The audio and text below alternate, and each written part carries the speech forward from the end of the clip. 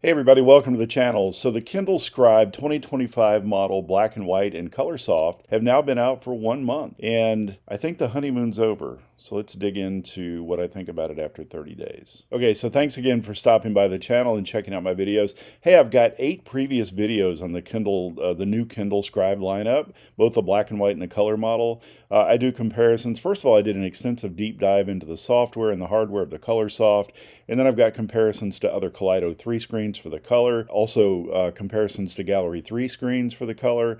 Got some comparisons between the black and white new model and the 2024 version. So a lot of stuff out there. I've got 12 tips and tricks that you could know, that you might want to know if you own one or are thinking about getting one. So go back and check out some of that previous content. I'll link it in the description below. So after 1 month with the device, what do I think about it? So I have some thoughts. There's some positives.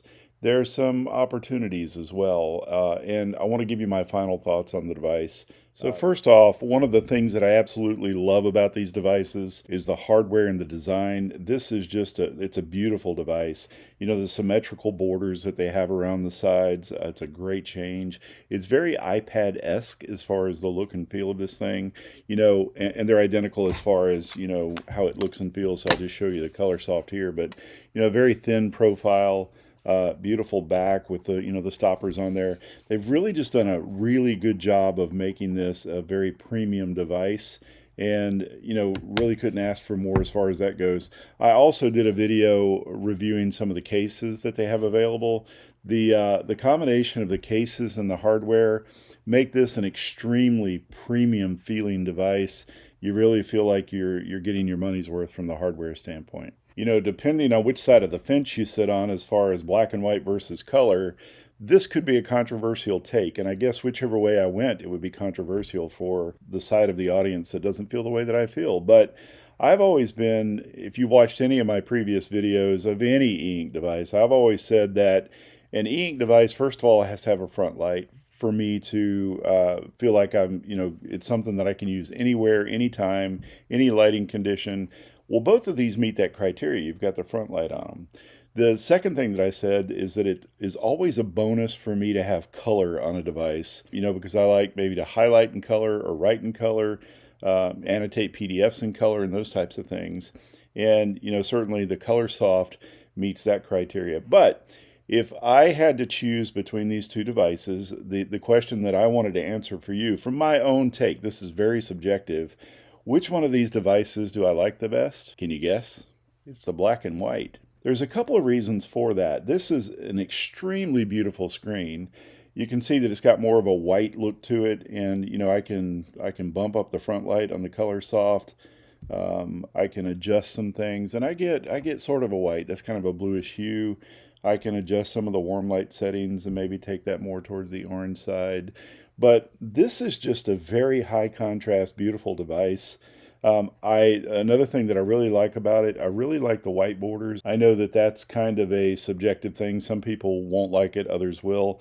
Definitely like it better than the dark borders here. I don't know what the fig is going to look like. I am a fan of those colors. When they came out with a jade version for 2024, I really loved that color, but I don't love it as much as the white one over here. I think that this is a good color combination with the screen and the border over here. If I were to return one of these two today, which I'm not going to do, much to my chagrin, I think it would be the Colorsoft. Not saying that this is not a great device. Beautiful device, fantastic device.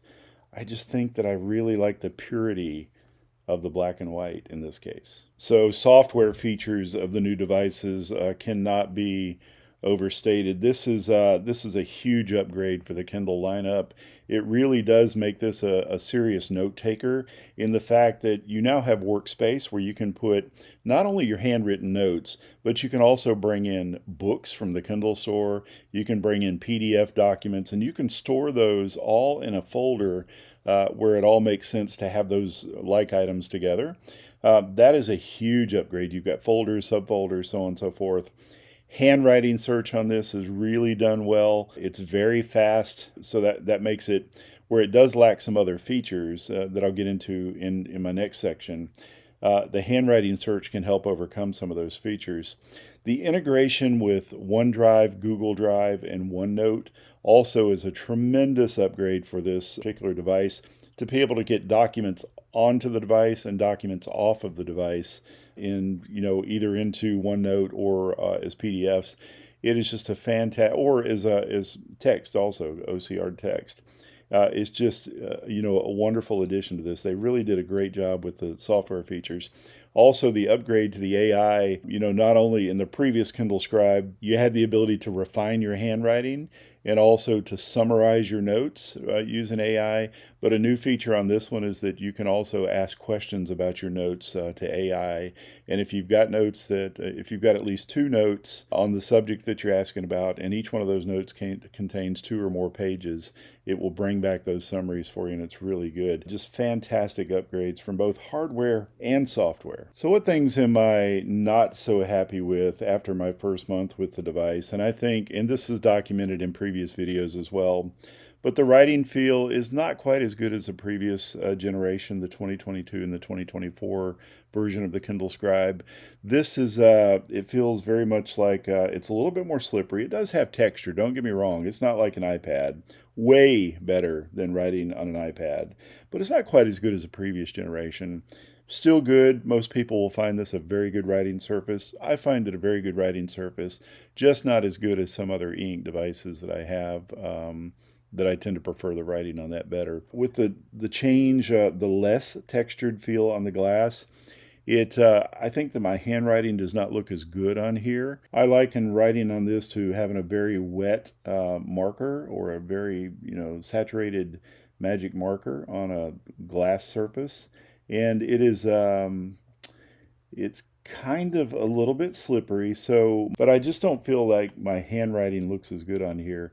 I said in a previous video, one of the things that I do to offset that is that I use the AI features for refining my handwriting to make that look better. Another thing that I find that is, I guess, that I really miss is that the lack of tools in notes. So I can't put text into a note here. Can't open up a text box. That's just not a feature here. I have all the power of the Kindle in the books that are available and all the data that's available in there. If I wanted to do research and bring in text from maybe a Kindle book or from a PDF document, I just can't bring those into my notes here. And that's a little bit of a disappointment. No copy and paste, no text boxes or whatever.